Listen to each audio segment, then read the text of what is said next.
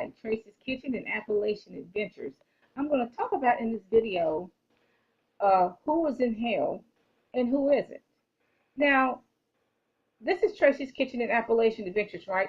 But I'm talking about real life in all of my videos. I'm talking about how you can stretch your dollar, how you can live on this economy. I'm talking about real stuff that people have to deal with on a daily basis, okay? So, excuse me. So I'm sure you've heard on YouTube, people have given you a laundry list of relatives and celebrities who are in hell. Okay, so and so is in hell, my relative in hell, my cousin's in hell. Okay, and you can either believe it or not. Okay, it's up to you to believe it or not. It's like Ripley's Believe It or Not. You can believe it or not. But the problem I have with this is that I haven't heard any of them say, well, they have spent a lot of time in the Word. I have not heard any of them say I've spent a lot of time in the Word, reading the Bible. I'm talking about hours. I'm not talking about 10 minutes. And fasting and praying. To really hear from God, you got to fast and pray. I haven't heard that. What I basically heard, my interpretation of what they hear is, look, I was eating the pizza, and right in the middle of dinner, Jesus said, stop eating, let's go to hell. I'm taking you on a tour to hell.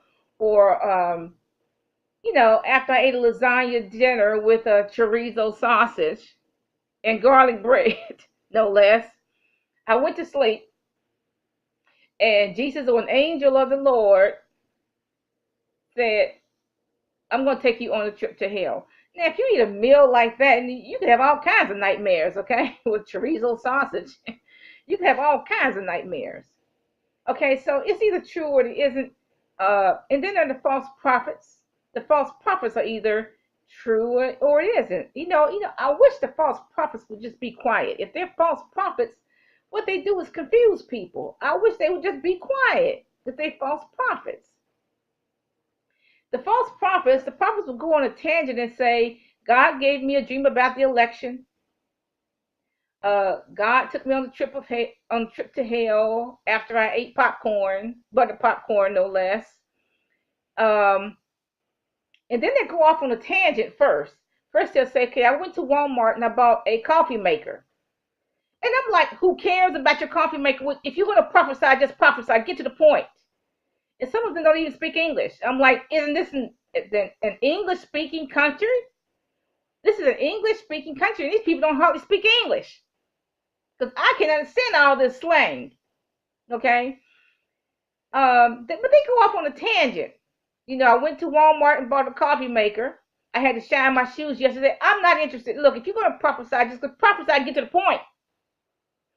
Okay? But you know what? My litmus test of whether or not any of this is true is, are any of these people, whether they're calling themselves prophets or whether they're giving everybody a laundry list on who's in hell and who isn't, is, do they spend a lot of time in the Word?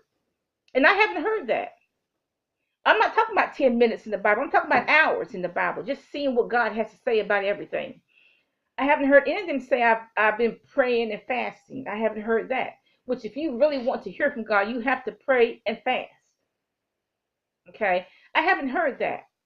Now, personally, the Lord has never given me a laundry list on who is in hell and who isn't. He has only given me the information PRN as needed. Okay? For example, in my past, my childhood past, a person who has died, he'll tell me, what happened to them. They made it or they didn't make it. Some people I knew in the past. Or maybe a celebrity. I just happened to I watched the movie, and he'll say, that celebrity died, and he'll say, no, he'll just tell me whether they made it or whether they didn't. And but he's never given me a laundry list of who was in hell and who isn't. That would make the Lord Jesus a tattletale, which he isn't. He is not a tattletale. Just give people a whole list of who's in heaven and who's in hell. That's a tattletale. The Lord's never been a tattletale. Okay.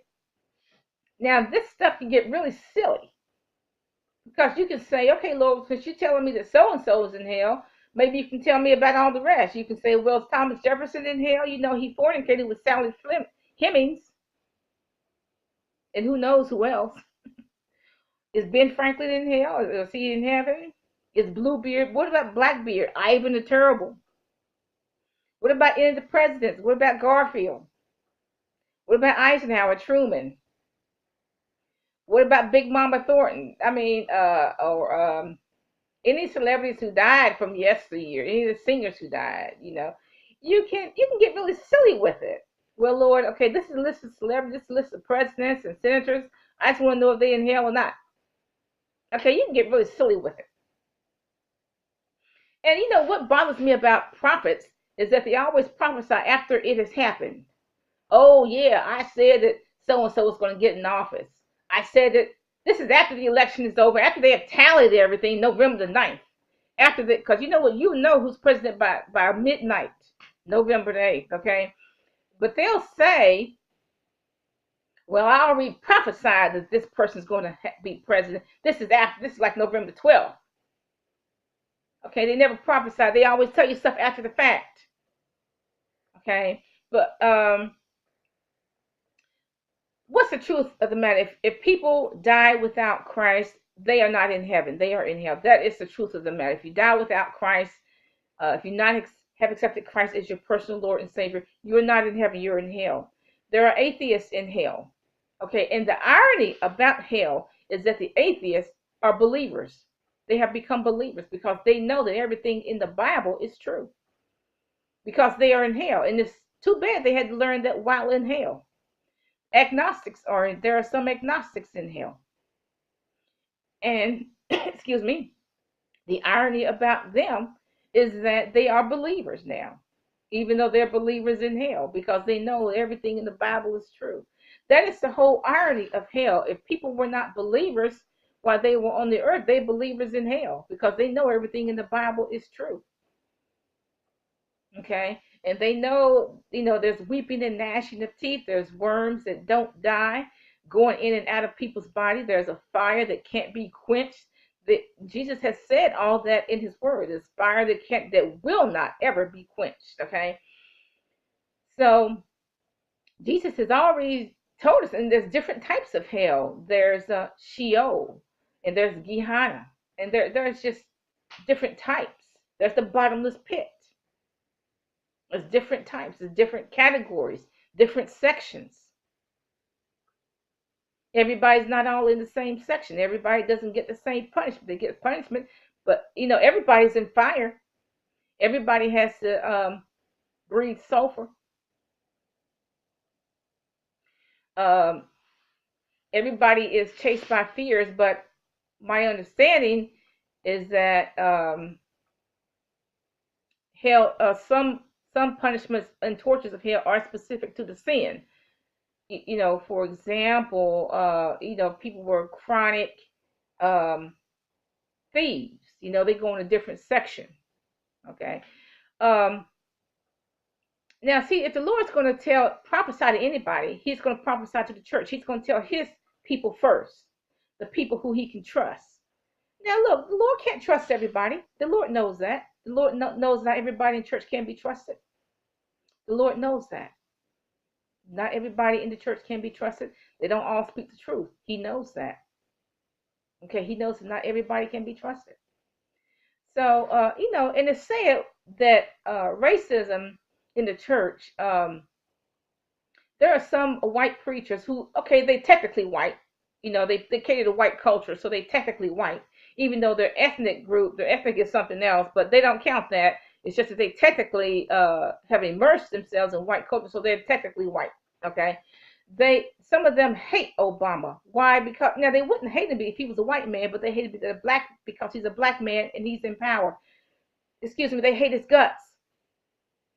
They come very close to calling him a nigger, and I'm gonna say that word. Okay, they come very close to calling him a nigger, very close. They just haven't done it yet.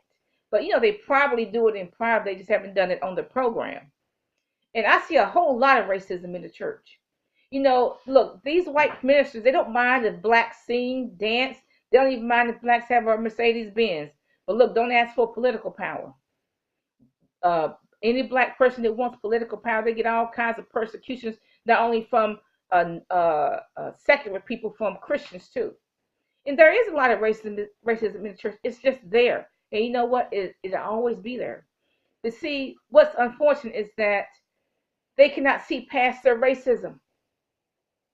They cannot see past their racism to really say what God is saying.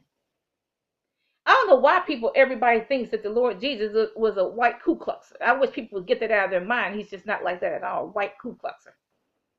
And he hates all black people. He hates anybody who's non-white. Would you please stop believing that God is white? Would you please stop believing that Jesus is white? Okay, I wish people would stop believing that. Okay, but like I said, getting back to this issue of trust, the Lord does not trust everybody in church. Some of them speak falsely. Um, and so he can't trust everybody. But I would think the ones who he can trust, he would give a prophecy, or he would, tell the truth to the ones he can trust. Some he cannot trust. But as I said, I have known anyone. I have never known the Lord to give me a laundry list of anyone who's in hell. And frankly, I don't go around asking the Lord that question all the time. I don't ask him who is so and so in hell or so and so. I don't ask him that question because I think the secret things belong to God. But the word says the secret things belong to God, but he will reveal things who he wants to reveal it to. If the Lord wants to tell me who's in hell, he'll reveal it to me. But I don't go around asking him because I think the secret things belong to God. I don't go around asking the Lord who's in hell, what celebrities in hell. I don't do that. I only know what he has revealed to me. So I'm reluctant to believe a lot of these people who give you a laundry list on who's in hell and who isn't, a celebrity who's in hell and who isn't, or they took a trip to heaven and saw all these phone booths and stuff like that. I'm just reluctant to believe all of that. I just am. I mean, I don't see where if they call themselves speaking on behalf of God, I don't see where they have spent time. They have not said they spend a lot of time in the Word. They have not said where they fasting in prayer. So I don't see why I should believe them. But it's interesting anyway. Okay, y'all have a nice day.